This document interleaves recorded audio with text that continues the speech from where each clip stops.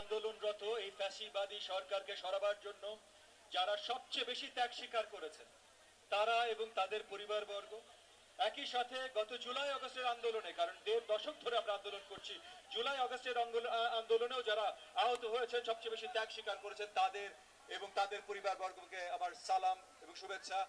আপনারা আমরা একত্রিত ছিলাম বলে বাংলাদেশকে নতুন ভাবে জয় আমরা এনে দিতে পেরেছি। তার জন্য আপনাদের সবাইকে অসংখ্য ধন্যবাদ।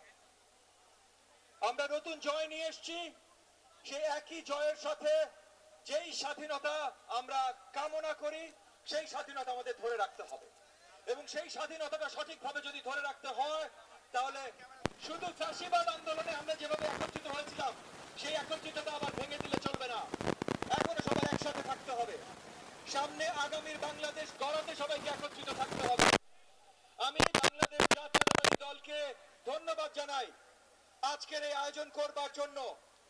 ত্যাগ স্বীকার করেছেন যারা এবং যাদের পরিবাররা, তাদেরকে এইভাবে ধন্যবাদ জানাবার জন্য।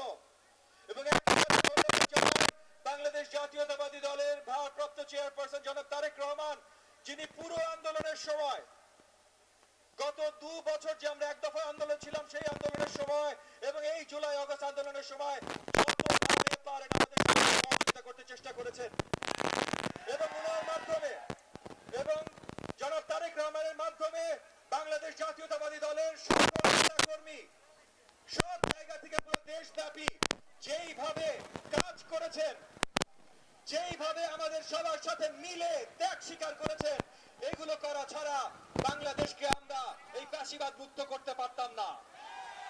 তাই আপনাদের সবার প্রতি আমার আবার আহ্বান যে যেই একত্রতার মাধ্যমে আমরা ফ্যাসিবাদী সরকারকে সরাতে সক্ষম হয়েছি, সেই একই একত্রতার মাধ্যমে আমরা যেন নতুন